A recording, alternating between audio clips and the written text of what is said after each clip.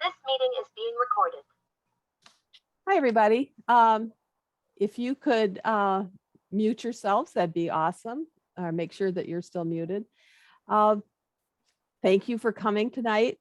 We have a special guest tonight. Her name is Judith Sumner.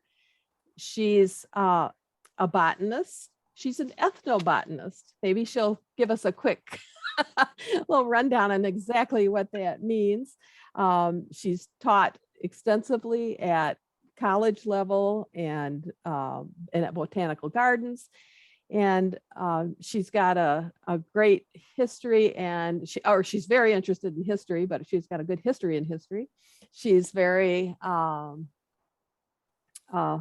versed in a lot of her programs and speeches that she does is about the history of botany and gardening and all of and she's the list of places where she has spoken or worked is very impressive. But I am going to speak really quickly about we are at our library, and most libraries in the state of Michigan that have seed libraries. We have our One Seed, One State initiative this year. And this year, the seed that we picked is the Boston Pickling Cucumber. We picked it because it was actually introduced in Michigan. So it's, if you are interested in planting pickles and you don't have your seeds yet, call if you are local to South Lyon or this area, Lyon Township. We do have Boston pickling seeds in the library, in our seed library, that are free for you to pick up. You could give if you're not local right to our area, you could call your local library and see if they still have any left. From at this point, after my little promo there, I'm going to hand it over to Judith Sumner, our guest. And Judith, if you could give us, before you start, a little introduction of yourself, and then we'll hand it over to you. Absolutely. Hello, everybody. Judith Sumner here. I am in Massachusetts. As I told Pam, not Boston, but actually the middle of the state, which is pretty rural. And yes, I am a botanist. And one of my particular areas of interest and expertise is ethnobotany. Ethnobotany is the study of plants and man.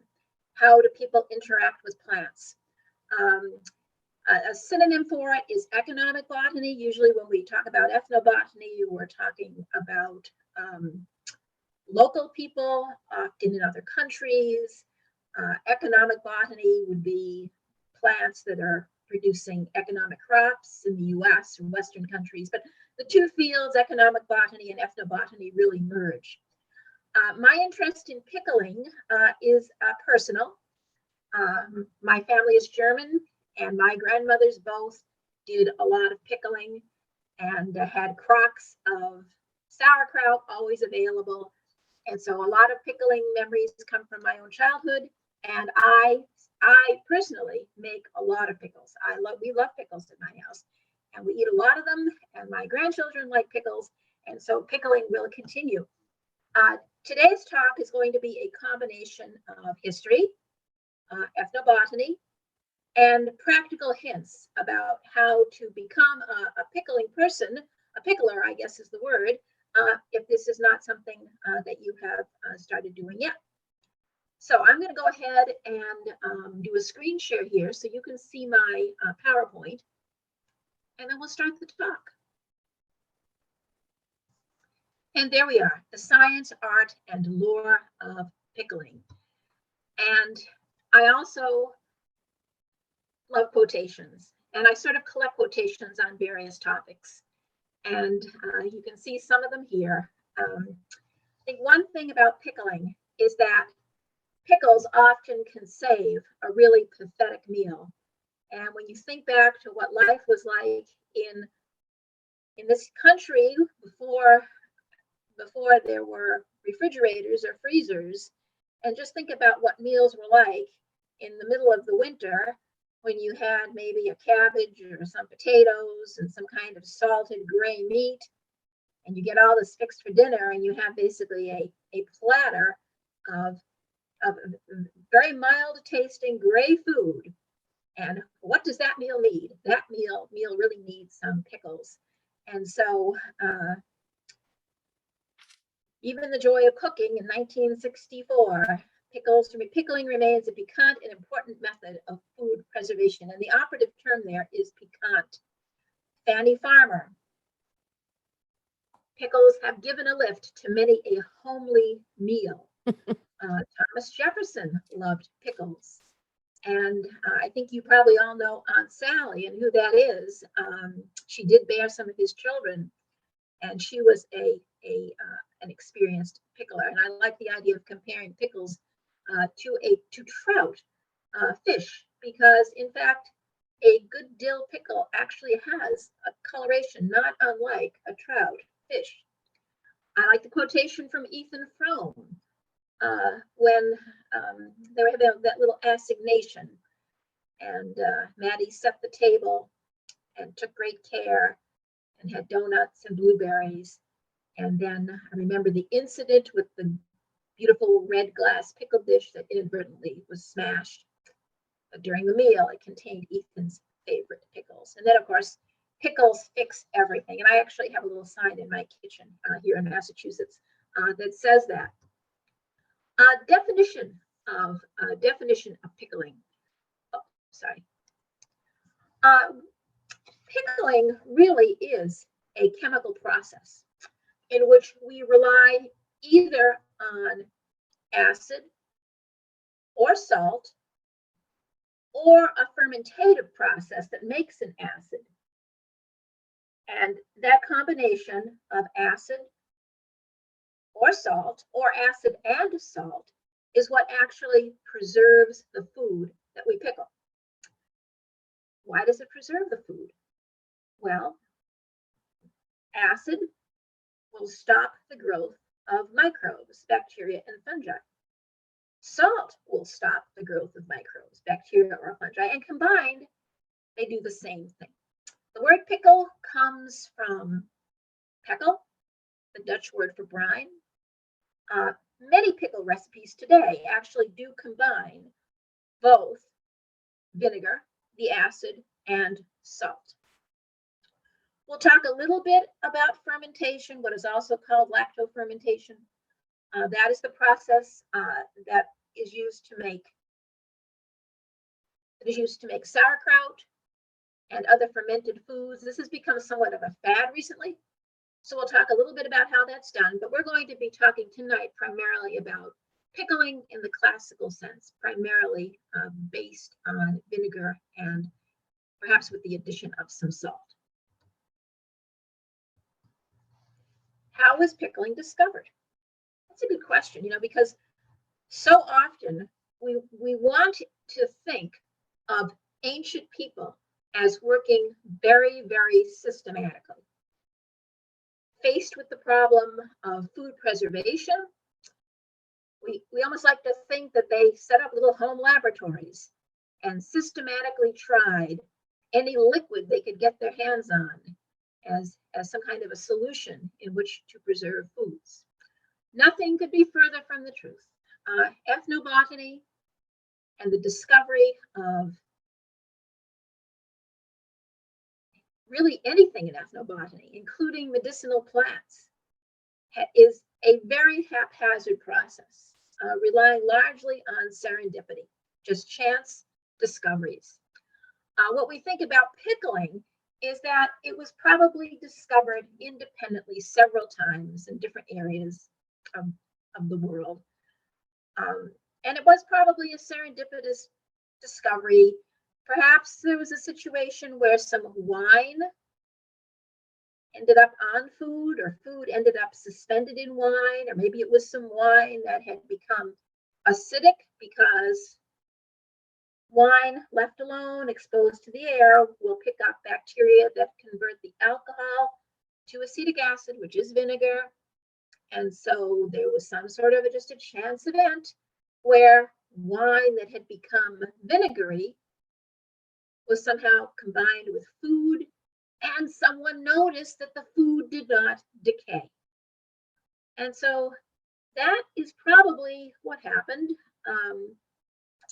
We also like to think of the idea of salient plants in ethnobotany. A salient plant is one that attracts attention. And many of the plants that are pickled and that historically have been made into pickles are either fleshy or in some way curious. I'll point out some of them when we do the slides. And people just want to interact with these plants, and these are some of the plants that eventually became pickled and were served as parts of meals. Today, when we think of pickles, this is sort of what comes to mind immediately. Cucumbers in a solution of vinegar, probably some salt, probably dill, probably some garlic, and that is sort of the classic idea of a pickle. But in fact, historically, and even depending upon who you know and where they're working and where they're doing their pickling, many, many other foods are subjected to the pickling technique. Across the top there, pickled eggs. And there are all different ways of pickling eggs. You can see the one in the middle involves some beet juice. Some of them are quite salty. Some of them are quite spicy. Across the bottom on the left, you can see some pickled mushrooms. In the middle, those are actually pickled walnuts. And way over on the right, bottom layer there, that is pickled okra. Meat can also be pickled. And we're not going to talk about that tonight, but some people do, in fact, pickle game meats like venison, pork, beef, sausages can all be pickled. But when we think of pickling today, especially for people who have big gardens, the goal is to take garden produce and whatever would make a reliable, flavorful pickle, make some of those, and those can be stored for use in the fall, the winter, and the spring. The main crop that most people grow for making pickles today are cucumbers. Cucumbers are members of a large family known as the cucurbit family, or to botanists, we call it the Cucurbitaceae. By the way, I have a lengthy handout for you that has any botanical name I mention is in the handout. The fruit type here is known as a pepo, P-E-P-O. And the fruit type is technically a berry because it has a skin and it has the seeds embedded in the flesh. The majority of cucumbers are spiny. They grow on coarse, sprawling vines. One thing about them that a beginning gardener soon notices is that not all of the flowers form cucumbers. And the reason for that is something characteristic of the entire cucurbit family. The individual vines bear flowers of separate sexes. And so there are male flowers that produce pollen but don't produce fruit. The female flowers have an ovary. It's actually located just below the flower. And they receive the pollen. The pollen is actually transferred by bees. And it's the female flowers that actually make the cucumbers. There are a few different kinds of cucumbers, depending upon where they come from. The traditional garden cucumber is Cucumis sativus, and that's actually Himalayan. Cucumis sativus is the cultivated species, and it is a descendant of a wild cucumber, Cucumis hardwickii. And then we have the gherkins. The gherkins were selected from a wild species in Africa, and then they were carried to the West Indies and to the Americas by enslaved people. And that's Cucumis anguria. Characteristics of gherkins is that they tend to be much smaller than the garden cucumber. And many of them are have many more spines. They're spiny, often known as burr cucumbers. There are a countless number of cultivated varieties of cucumbers, what we call cultivars. Listed a few of them for you there: Northern Pickling, Diamant, Amore, Alibi, Little Leaf. They differ in a variety of ways. Certainly the size of the fruit, how many days it takes for the fruit to develop, when they flower, early, medium, late in the season, whether they have spines, the color of the spines, how big the leaves are, their growth habits. There are some now that grow more as a bush than as a sprawling vine. And how much stress can they take? Can they tolerate really dry conditions and bright sunlight at the height of the season? This shows you a little bit more about the fruit type. As I said, it's called a pepo. And other examples of pepos would be other members of the cucurbit family. So any kind of a melon or a squash or a pumpkin, which is a type of a squash, would also be a pepo. A berry with a hard, thick rind. And so you can see in the lower left, lower right there, a cross section of a cucumber. And you can see the embedded seeds. You have that fairly thick skin, that's the rind. Obviously, something like a watermelon has the thicker rind. That, by the way, can also be turned into pickles. And other common vegetables from the home garden that can be pickled would include tomatoes, peppers, and onions. And in fact, there are many recipes that combine all of these. Cucumbers of one type or another, and some or all of these other vegetables that you see. For instance, standard recipes for bread and butter pickles include pickling cucumbers, onions, and green peppers, all sliced and combined to make bread and butter pickles. I think one reason that pickling is so popular is that it's one way to deal with the glut of vegetables coming out of even a small, successful home garden. And so you can see in the upper left there, if you're saddled with too many zucchini, you can find recipes for zucchini pickles. You can pickle peppers, and you can make artistic arrangements of yellow and green and red peppers in one container. And of course, depending upon how many cucumber vines you have, you can find yourself with a glut of cucumbers. One of the best way to deal with that is actually a refrigerator type of pickle, so that rather than trying to can them, you literally just have some sort of a glass container, some sort of a large jar like you see there in the lower middle, and you just simply collect cucumbers from the garden of the appropriate size, preferably pickling cucumbers. You scrub them and just simply drop them in the brine. And the packet that I have for you that Pam will distribute after the talk has an excellent recipe for doing that, if that's something you want to try to do. And then also part of pickling are all of these other pickled condiments, piccalilli recipes. There are as many different piccalilli recipes as there are sources for piccalilli recipes. Piccalilli recipes are one of the standard recipes that you find in local cookbooks, church cookbooks, regional cookbooks, school cookbooks, and everybody has, his or her own favorite recipe. But notice this also is a way to deal with a glut of vegetables, especially at the end of the season when you have a bunch of green tomatoes and you don't know what to do with them and you're trying to get them to ripen. One thing you can do is put them in piccalilli along with any sort of end of the season misshapen green peppers, red peppers, onions, cabbage to kind of bulk it up a little bit. And notice the amount of salt, a half cup, and 3 cups of vinegar. That is what is actually preserving the piccalilli. So it's really a pickled condiment.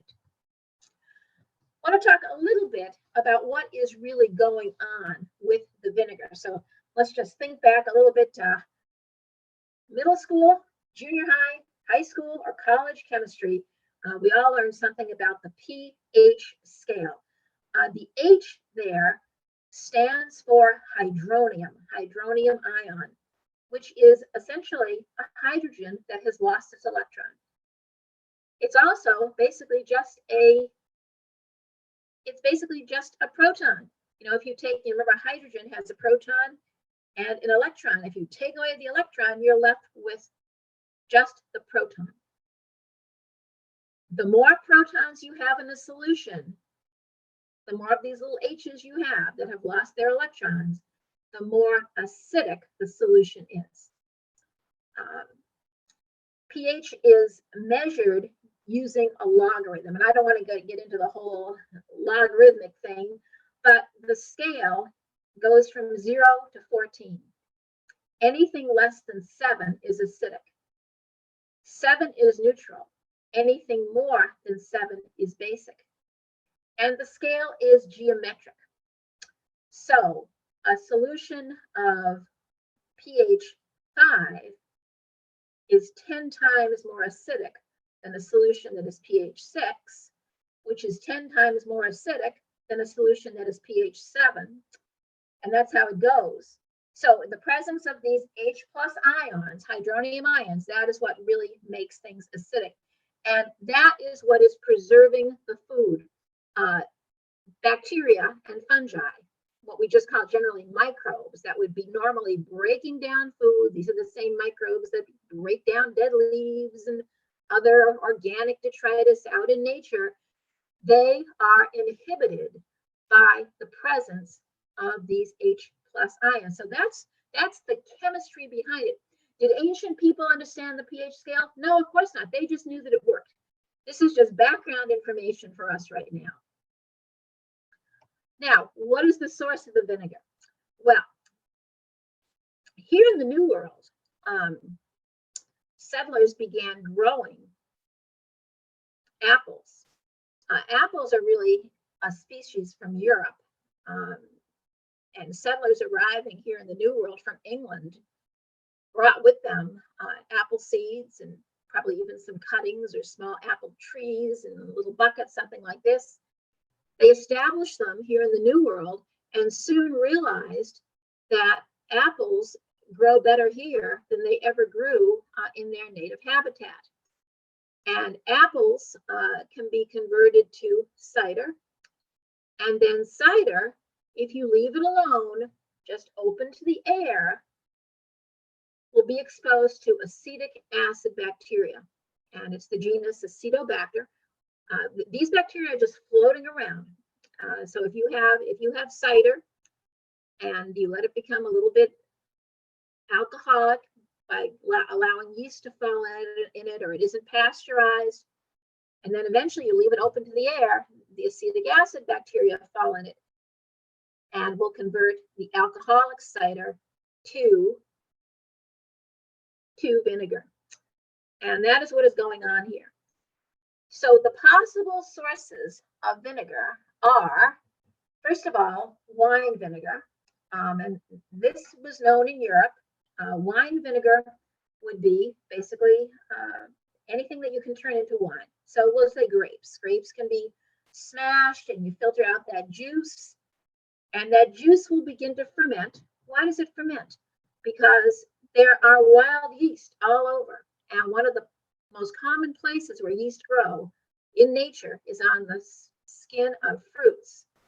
And so wine, grape juice over time will basically self-convert to wine. And then if you just leave that open to the air, in fall the acetic acid bacteria and the wine converts to vinegar. Cider vinegar, that's the scenario in colonial America where colonists arrived here in the New World with apples. They smashed the apples in cider presses, filtered out the juice. Again, keep it for a few days, and it will begin to ferment because on the skin of the apples grow wild yeast. Leave it open to the air, and the acetic acid bacteria will just fall in, and you end up with cider vinegar. And then historically, some people have used distillation to get pure vinegar. So if you go to the supermarket and you see a big jug of white vinegar, that was obtained by taking either wine vinegar or cider vinegar, boiling it, and collecting the vinegar inside the still and basically purifying it. But the active principle, the active chemical principle, you can see in the lower right there, is acetic acid. It is shedding hydrogens. You see the OH, that hydrogen is going to leave that molecule. Those are the hydronium ions that are going into solution. When you get a lot of the acetic acid bacteria growing together, they make kind of a slimy clump that is often called the mother. And that's what you see in that glass dish there on the lower left. If you have at home a container, even from the store, of cider vinegar, and you look at the bottom of it, you may see the mother in there. I think some people look at it and they're horrified because they see something kind of slimy floating around in their cider vinegar. They think it's spoiled. Oh no, that's all part of nature. Those actually are the acetic acid bacteria in cider vinegar. And if you keep a jug of cider vinegar around long enough, you'll start to see the mother at the bottom of the jug. And historical footnote here before we move on. In colonial, and even well into the 19th century, young women were told, when you set up housekeeping, one thing you want to do is buy an entire barrel of cider vinegar and put it somewhere safe, either in your root cellar or your basement or your pantry.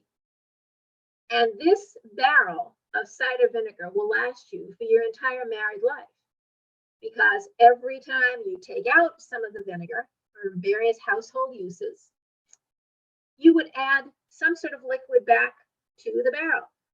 So you could add something like the water from cooking potatoes or any other vegetable, or if you had some leftover fruit juice, or if you had some leftover wine, any of that could go back into the barrel. And the process of creating more and more vinegar, it just continues in the barrel. The mother, a big collection of the acetic acid bacteria, a big slimy blob of them, is at the bottom of the barrel. And that's how it went. The vinegar was considered such an essential part of homemaking skills well into the 1860s and 1870s. It was used medicinally, it was used as an antiseptic, and it was used in cooking, and of course in food preservation, specifically pickling. This is what the process of making cider looked like.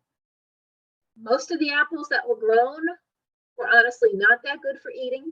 We've all heard the story of Johnny Appleseed trekking around and broadcasting apple seeds.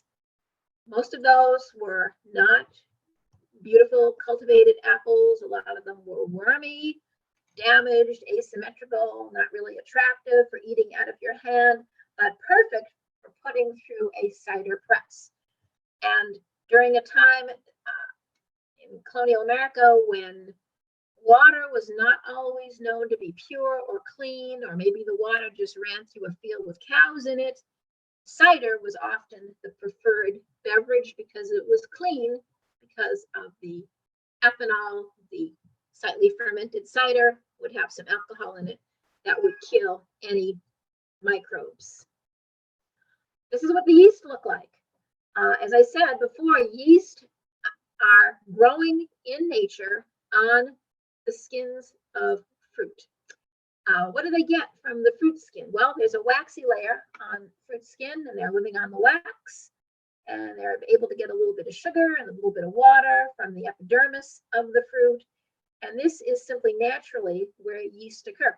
Now, did colonial Americans and even mid-19th century Americans understand about yeast and all of this? No. Remember, this is before the germ theory of disease. This is before people really understood the role of microbes in various biochemical and recycling processes. But if you smashed apples and saved the juice, and that's what you see over on the right, that is cider, soon enough, once the cider started to ferment from the yeast and alcohol is being formed, you start to see bubbles up at the top. So you know that there's a slight alcoholic content at this point. And then that alcohol ultimately is converted by acetic acid bacteria. And these, as I said, are just floating around all over the place. So if you buy a jug of apple cider vinegar, that's how it's made. It started off as apple juice. The juice itself was fermented by yeast into hard apple cider, alcoholic, slightly alcoholic apple cider.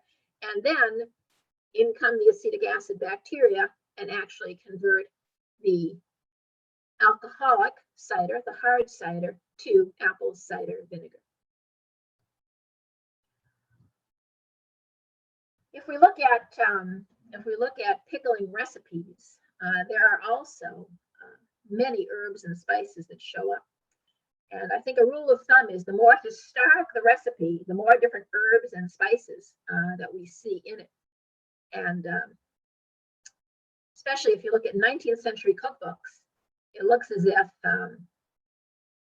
whoever wrote the recipes just flung open her herb and spice cabinet and just said, put everything in, because you start to see nutmeg and mace and cloves and cinnamon and allspice and ginger and turmeric, laurel, horseradish, mustard, in addition to what we would call the more traditional pickling herbs and spices that we see most commonly today. That would be the onions and the garlic and the dill. And of course, black pepper and red pepper show up in these recipes as well. Now, why is this? Well, herbs and spices add another level of protection against bacterial decay.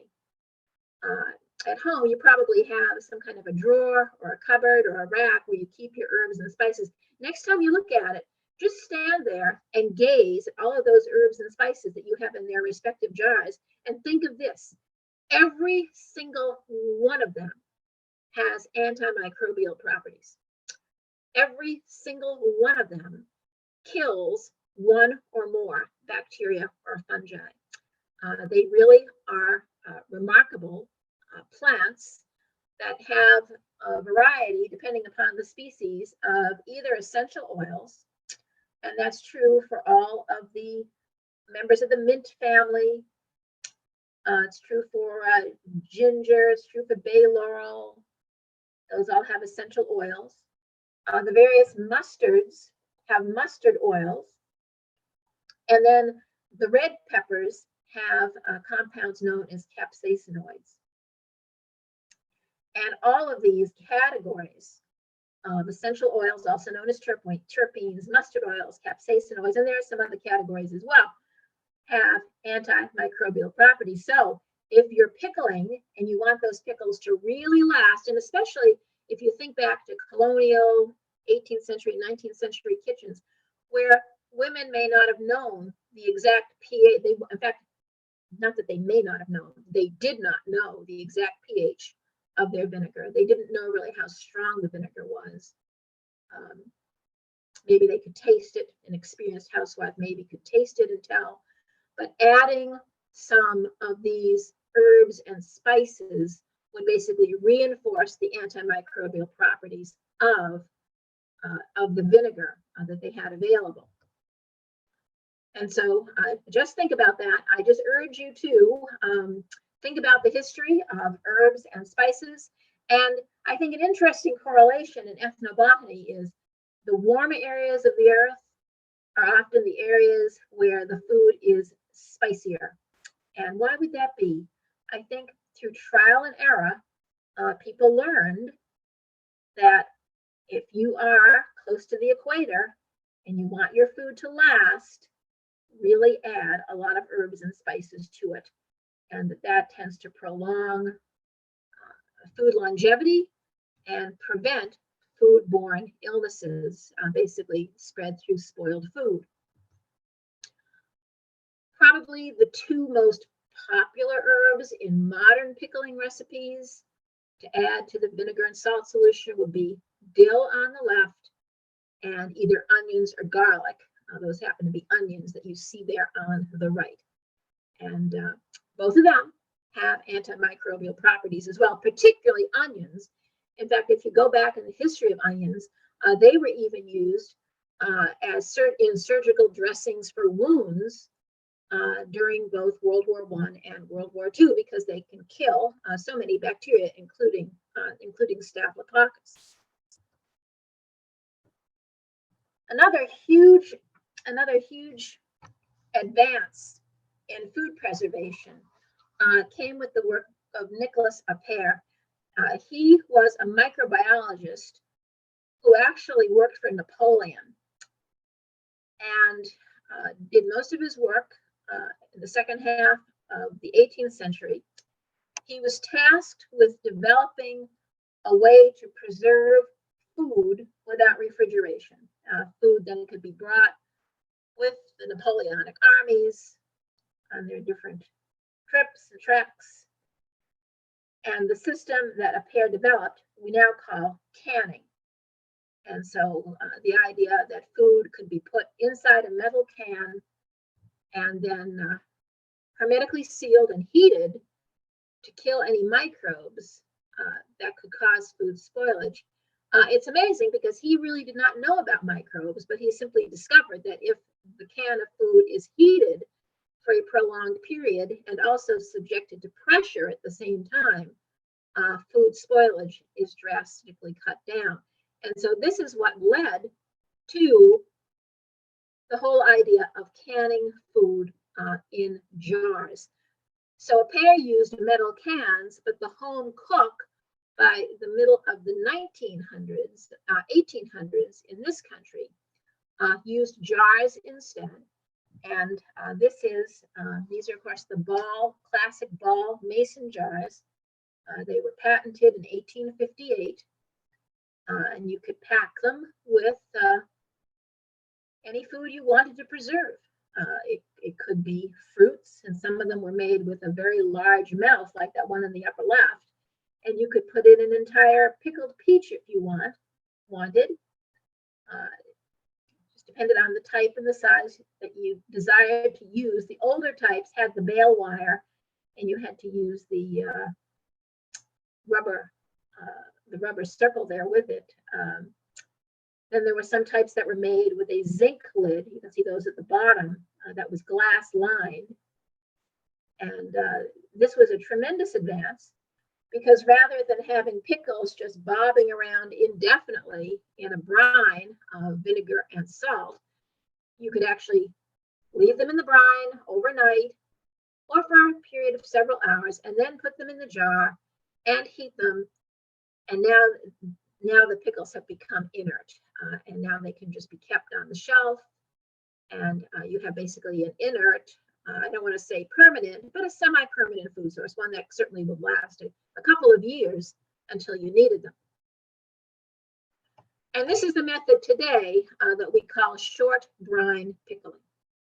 And so if you're new to pickling and you want to make something like dill pickles or mustard pickles or bread and butter pickles, and there are many, many recipes that are available to you, basically the method involves making up the brine, making up the vinegar solution, adding probably some salt to it. And you have to follow the recipes really, really exactly. This is not a time to start getting creative. You should really just follow the recipe so that you don't have any chance of food spoilage.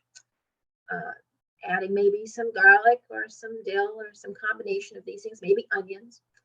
And then the food that you're pickling plus the brine goes into jars. You put on the lids. Most people today use a lid that has two parts. It has a inner part that has a rubber seal, and then it has an outer ring. So in the lower left there, you see that. You see the first of all the flat part with the rubber seal, and then the round ring goes on top of that.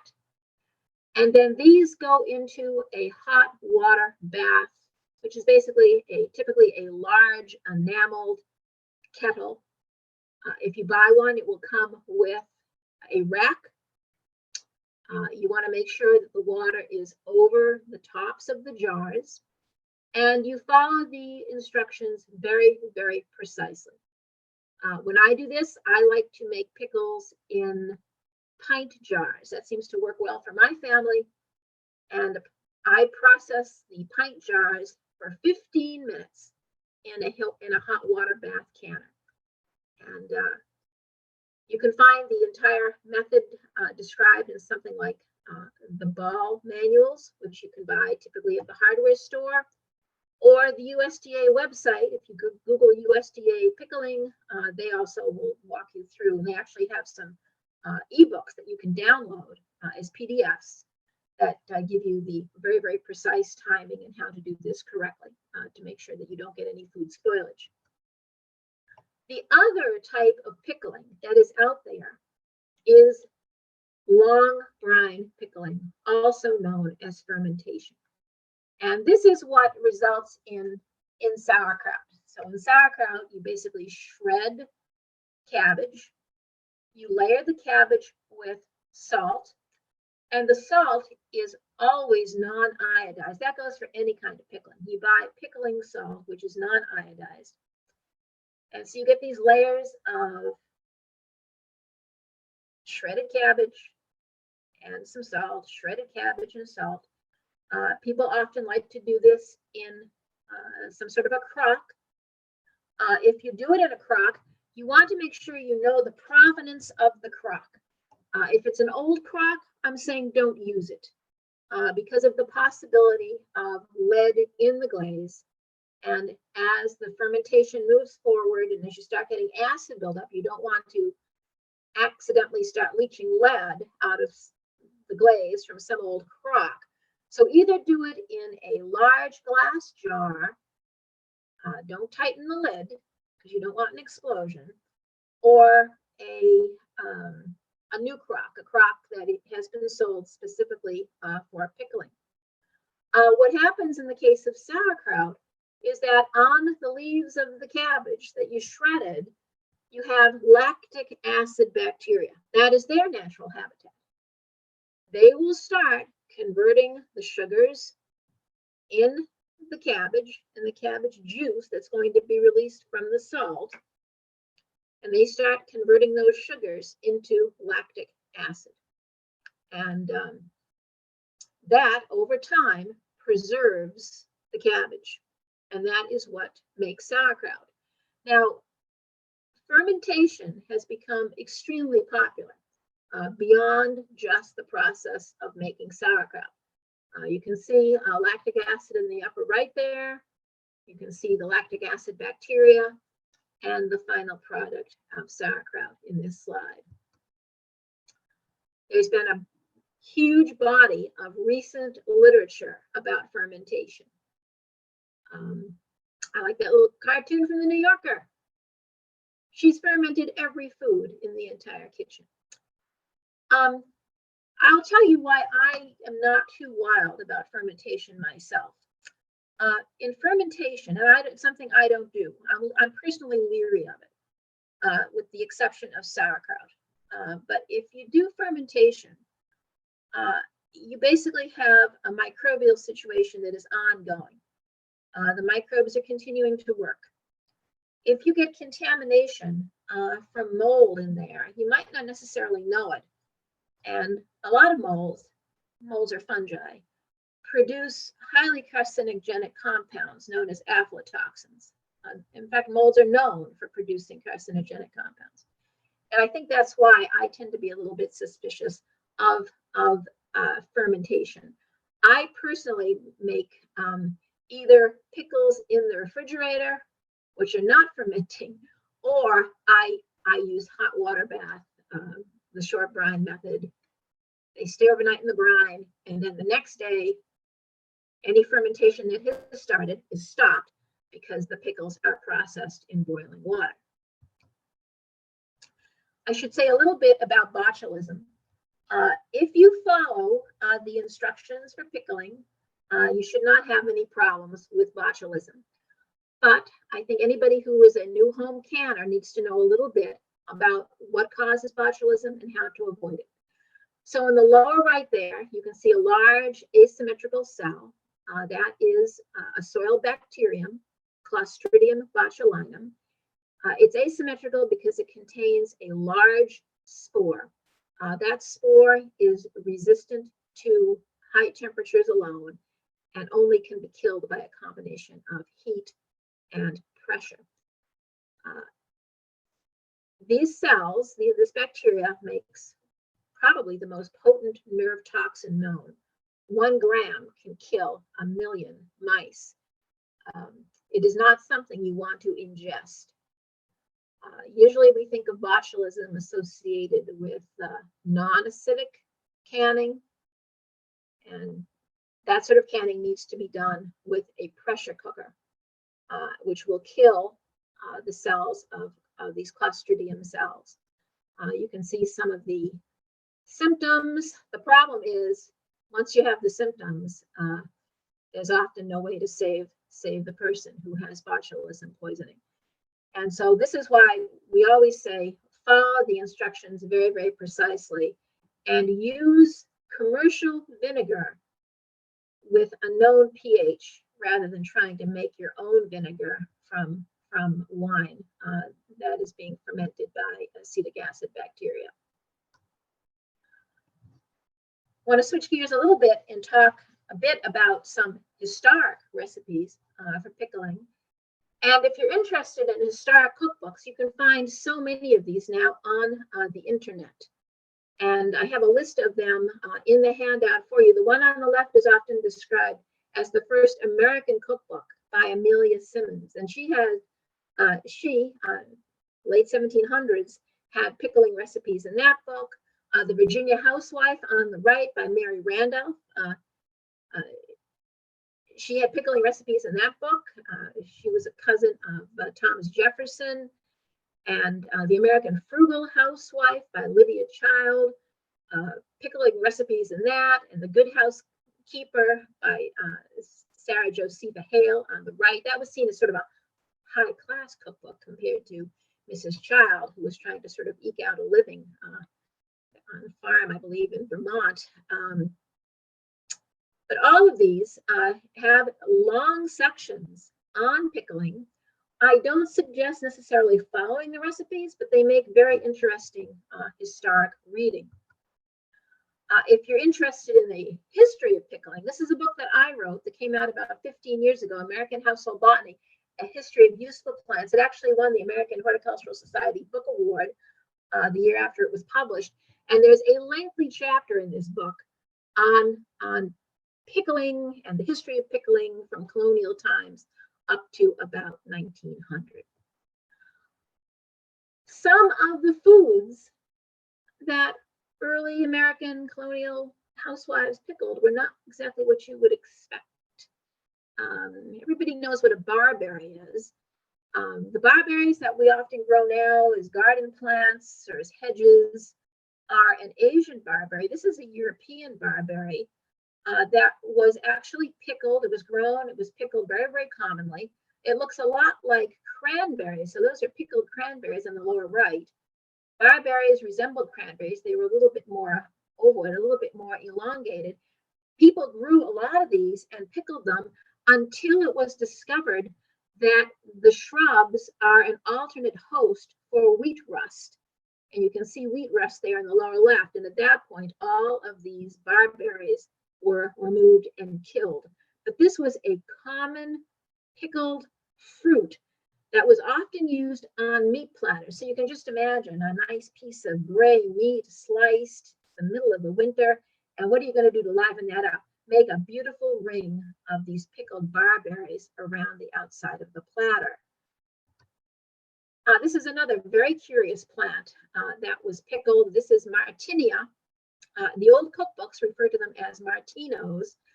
The fresh ones, you can see there, almost look like little fuzzy peaches, and that's what was pickled. But if you leave these on the plant long enough, they dry and they crack open, and they become what is known as a devil's claw. And this was a tropical plant that many women grew in their gardens. It was a vine, and when the fruits were young, just about an inch, inch and a half long, they would pick them and they would pickle them. And the recipe books refer to them as Martinos. Classic example here of a salient plant.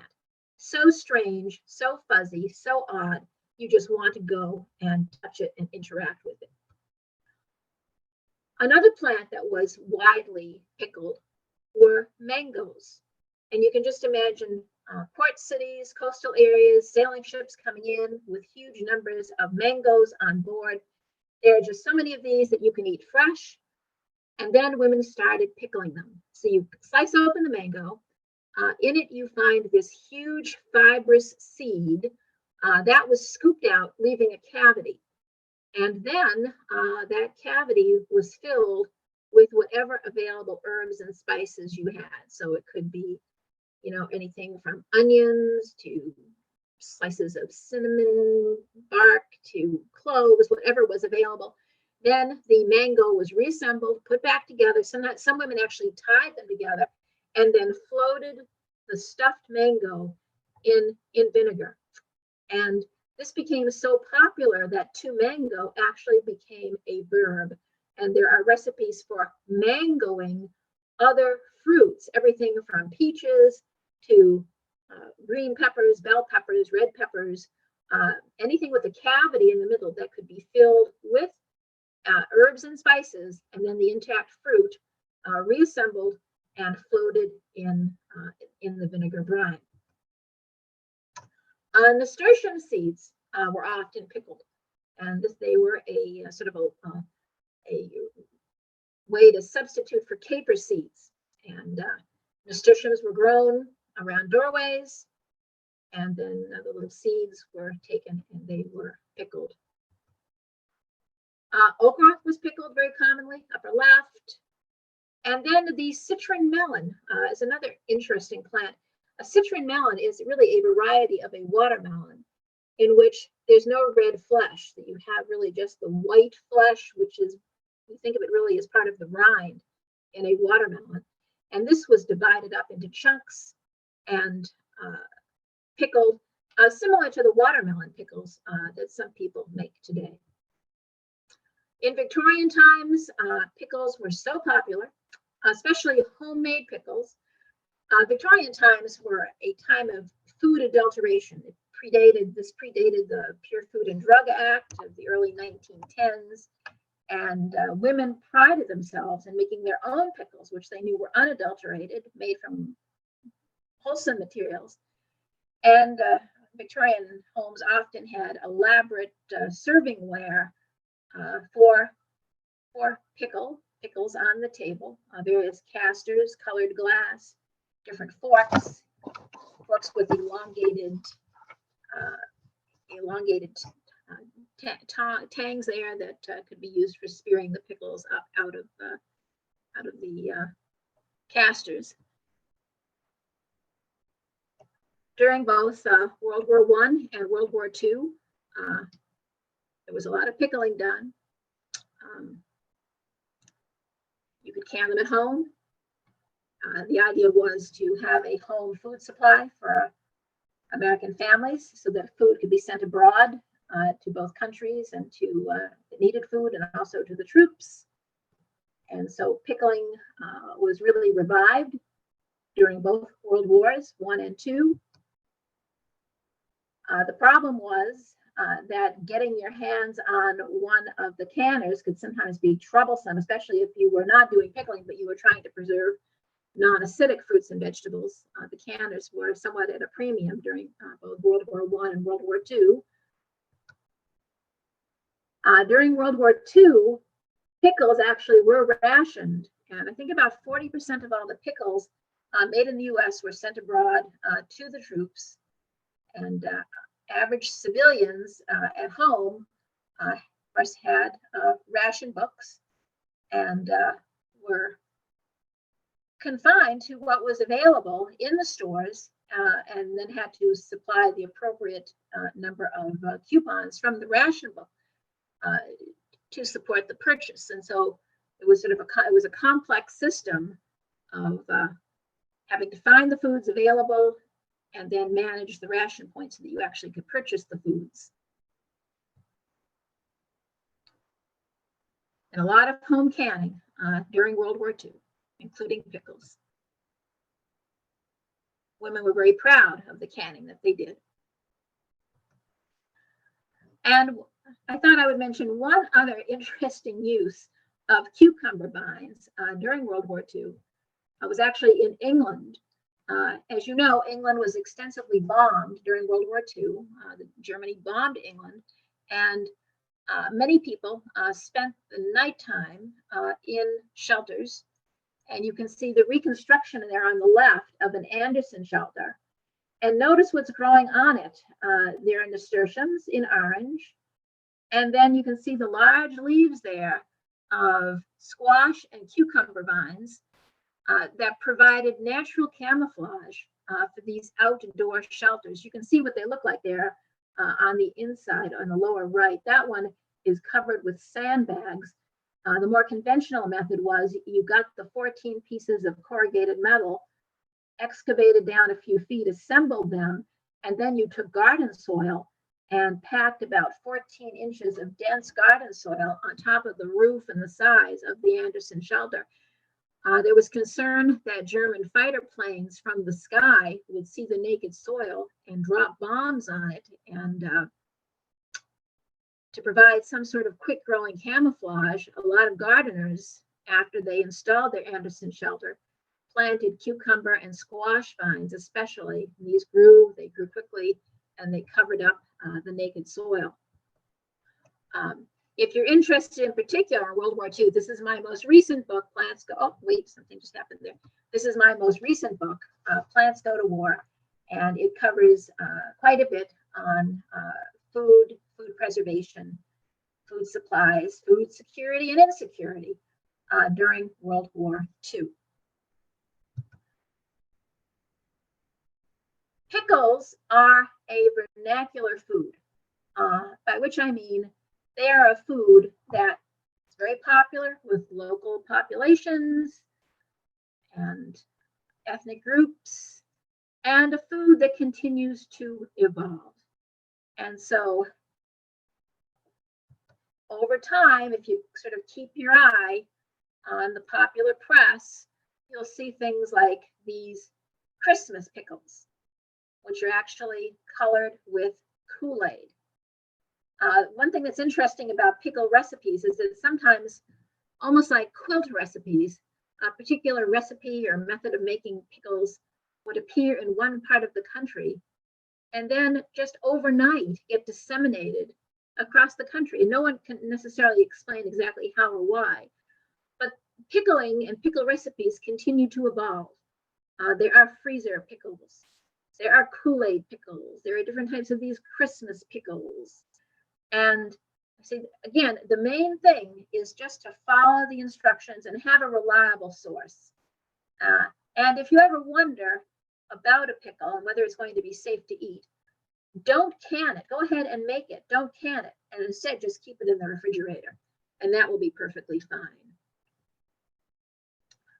So, happy pickling.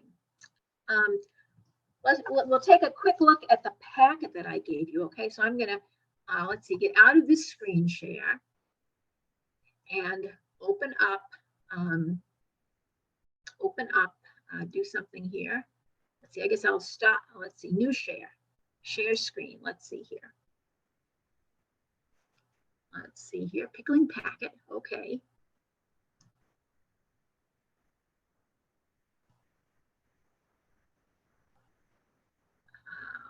Okay, let's see here. Can you all see that? Pam, somebody? I hope so. Okay, so Pam is going to give this to everybody after the talk. And basically, it's everything that we talked about here, pickling history and all of this. We didn't go into this in great detail, but to get some ideas. One thing about pickling at the early part of the 20th century was that the temperance movement took a strong stand against pickles because pickles were often served in bars as part of the free lunch. And they were salty, and it encouraged men to drink more. And it was a way that a lot of bars basically kept their customer base in there, feeding them salty food, and then they would drink and they would drink and eat more salty food.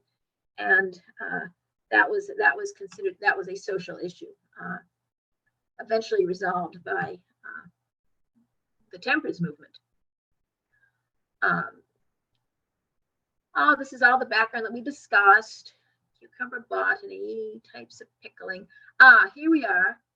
The various historic cookbooks that I would point you to: Amelia Simmons, Mary Randolph, Lydia Child, Sarah Hale, Eliza Leslie, and Catherine Beecher, the sister, by the way, of Harriet Beecher Stowe. You can find all of these on the internet and download them as PDF. So just put in the name of the author and the title of the cookbook and put in PDF. And if you want copies, they are available. And if you're just curious about them, just to see what pickling looked like or any other late 18th or 19th century recipes, these are all great sources. And then the second half of the handout are pickle recipes. And bread and butter pickles, and those would be put into jars and canned in a hot water bath. And the onion rings, same thing. And the pickled sweet peppers, again, the same thing. Pepper relish.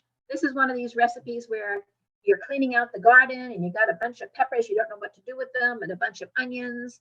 And this is an excellent recipe. This is the one that I make myself every summer. And then the last two recipes, if you're leery of doing water bath canning, these are the recipes for you. Cold pack dill pickles. All you need is a big glass jar. And you put in the cider vinegar, you put in some cold water, you add the pickling salt, that's also known as kosher salt or non-iodized salt. Throw in a handful of garlic cloves, some dill, and then as you get cucumbers, you just scrub the cucumber and drop it in. And they will be ready to eat. The recipe says within 10 days. Some of my family members here, my husband does not like them all that pickly, and so he often will eat them after about 5 days. Our daughter loves them extremely pickled, so she's always fishing around in the bottom for the oldest one. But you can set this up in the midsummer as soon as you start getting cucumbers, and just keep adding cucumbers to the brine as needed. If you know the commercial brand Clausen pickles that they sell in the glass jars that are refrigerated, these come out basically identical to the Clausen pickles. And then the last recipe here, the pickled red onions, this is another nice one where you don't have to can this. You can just go ahead and just have one large red onion and you just basically pickle it in your refrigerator. And you can add to it however much spice you want. If you want to add some garlic slices or red pepper flakes and really give it some zing, you don't have to use a red onion, but if you use a red onion, it's a very, very pretty pink color. And a nice little cut glass dish of this on the table is really a lovely addition to a meal. And so I think that's it here. Oh, say a little bit about pickle problems here. Things can go wrong, right? If you follow the instructions precisely and you use nice fresh cucumbers, you shouldn't have any big issues. But if you have old cucumbers that you're so bad you wouldn't eat them, don't turn those into pickles because they'll probably be old or hollow inside, or they'll shrivel up. And I mean, the different problems will occur.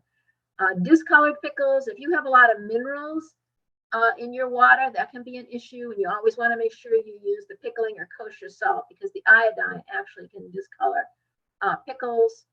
But generally, if you use nice, fresh cukes and you follow instructions and you use the kosher salt, you shouldn't have any problems. As I mentioned before, avoid using old crocks. Avoid using homemade vinegar. So you want to have a crock where it's a modern crock, you know its provenance, or it's a glass container, or stainless steel is okay too. Don't try to make your own vinegar. You want a commercial vinegar with 4 to 6% acetic acid. And be aware of botulism. Anything that you can at home, or for that matter, even something you get from the supermarket. If you see spurting, if you see any kind of discoloration or a bad smell, do not eat it. Simply discard it at that point. So that is it. That is it. Oh, a little bit more at the end of the handout. Sources for historic recipes. The Ball Book of Preserving is great, and the USDA, and then a couple of books, including mine, Household Botany. And Sue Shepherd's book also is great. Pickled, Potted in Cans, How the Art and Science of Food Preserving Changed the World. Okay. I am glad to answer any questions that anybody has. Yeah, we don't have anything really in the chat. So if you feel free to unmute yourself if you have a question for Judith.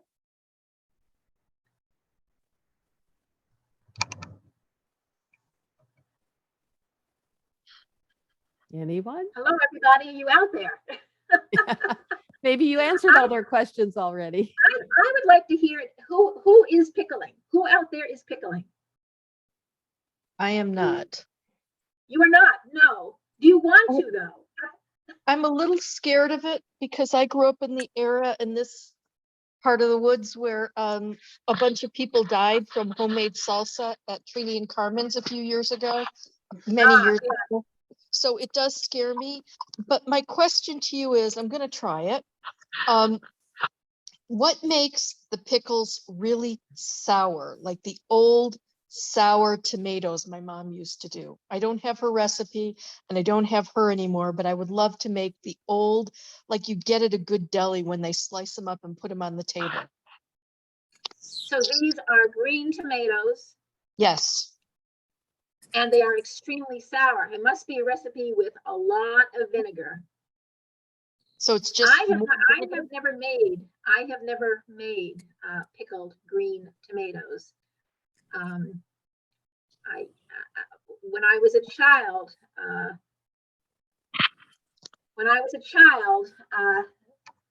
this was attempted at our house, and it was a complete catastrophe. My father actually did it in a. This is unbelievable.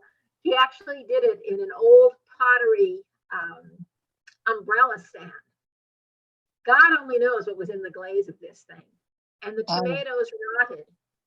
And the smell, I can smell it to this day. And I have never personally had an interest in doing this. But I think if you look in something like the Ball, one of the Ball manuals, or USDA, or many cookbooks, I think you will find a recipe for pickling tomatoes. I think the secret is to try to pickle small tomatoes. Don't do it to really large tomatoes, because you have a surface area to volume situation here. And the smaller the tomato, the higher the ratio of surface area to volume, because it's almost like the mangoes. You have a round fruit, right? And the liquid has got to get in there. And so if you have some massive fruit, the likelihood of getting decay is much higher, because it's going to take longer for the brine to work its way in. So I say tomatoes that are no bigger than like a Roma tomato, an Italian type tomato, maybe a couple of inches in diameter. And I think you'll have a much better chance of success. My mom actually used to cut hers. She used to quarter them. Yeah. Okay. Yeah. That's an even better idea. That's even better. We have a question. Someone asked about adding grape leaves for crispness. Crispness, yes. Well, there's a whole folk thing about how to get really crisp pickles. And some people use what they call lime, and the Ball company sells that. I have tried lime. I don't see any difference. I tried it with dill pickles. I honestly don't see any difference. What I have found really helps with crispness is when you get the cucumbers ready to go, having some ice in with them and then draining the ice. So like when I do bread and butter pickles, and the recipe in the packet there is my exact recipe, I leave them in there with the ice, and that really seems to improve crispness. Yeah. How about with But you'll find canning? all different methods. People have different little processes that they use, and it could be regional. Maybe, you know, it's a combination of local water and minerals. But I've tried the lime, and I still have some in the cupboard. I honestly did not see any value added to doing it. And what about grape leaves? Grape leaves I haven't tried. Mhm. Is this who knows, right? It's possible. I mean, grape leaves I think contain a lot of tannins. Maybe there's some reaction that's Yeah. going on there. Yeah. Why are they called mason jars? The original inventor was there were a couple of inventors, and one of them was Mason or ball jars. Yep. Yeah. So I then always it's hear- the name of the inventor, right? Okay, because you always hear ball mason jars, you know, sort of like one word or one title. Yeah. Well, if you start looking around, you know, at old ones, you'll see the Atlas was another name that was very popular. There were a number of manufacturers of these things. Judith, you had said, And- oh, I'm sorry. Go ahead, Julia. And go ahead. Well, I was just going to catch her up on the chat. You asked how many people were pickling, and we had Morgan said pickling, but not very successfully. Nancy said she's fermenting and pickling, and Michael says no questions, but interested in getting started in pickling. Coco says I make bread and butter pickles, and Denise said I just pickled asparagus. And Reed said, I've got a lot of success fermenting for sauerkraut. So, and somebody pickled cukes for the first time last fall, Jim said. So it sounds like we've got a lot. Oh, kimchi too. So it sounds like a lot of people here have at least dipped their toe in the water of pickling. Very nice. That's great. Well, and if you're just thinking of it, those last two recipes in the packet where you don't have to get involved with the water bath canner and you just rely on your refrigerator, it's just a good way to start. Yeah, So I've if you done, like I've done that. And they last a long time too. They do. Yeah. I'm very impressed with the longevity of them. Eleanor said they make moonshine pickles. Is that Yeah, you yes, use what that moon? I bet that kills all the bacteria. That's the gin there. Those called. It's just the name. Oh, okay. You don't use actual moonshine in them? No, No. I don't know. Well, as we said, pickling is definitely a vernacular process. Pickling recipes are vernacular, and so they continue to evolve. Go ahead, Julia. Did you have something to say? Okay. I see something more. Morgan says, are there particular types of cucumbers that I would recommend? If you're making pickles, you want pickling cucumbers. You don't want to try to pickle with large waxed type cucumbers from the supermarket. And so you need to find out which pickling cucumbers grow best where you're located. And that's a question for MSU must have an extension service, right? Absolutely. And that's a good question for them, is to say, which ones do you recommend? Yeah, the one seed, one state Boston pickling cucumber is only like 67-day cucumber. So that comes in easily in Michigan, and National Pickling Cucumber does really well here. And there's quite a few others too. Those are just kind of off the top of my head. More of a bushy type rather than a big sprawling thing. And so if you have limited space, that's another issue. Yeah. Looking at the growth of it. And you could grow on a trellis too if you have the vining type. If you wanted to, you could go vertical. That is true. Yeah. So that's a local dilemma. that I would say, get in touch with the extension service and ask them. Yeah. Well, Morgan, if you're local, you can stop by the library too, and I can help you with that as well. Oh, Eleanor says the little mouse melon or the cucamelon makes cute little tasty pickles. Have you ever? Seen Yeah. Those are cute. Yes. Yeah, those are great. Yeah. those? Let's see. I guess that's about it, unless somebody wants to chime in or type something in the chat. The pickled pepper recipe that's in the packet is also very easy to do. You just get peppers and simply slice them and pack them in jars and cover with the brine. Put in a little bit of garlic and a few drops of olive oil. Put the lid on, tighten it, and process. I mean, they make up so fast, and it's just a nice thing to have on the shelf in the dead of winter to put in a salad. Absolutely. Yeah. Well, thank you very much, Judith. We've really enjoyed your talk. I learned a lot about history of pickling. And as I mentioned earlier on the chat, we will be sending tomorrow after we get the presentation uploaded, we will send you a copy of the presentation to everyone who registered so that they can, if they missed it tonight, they can watch it on the recording.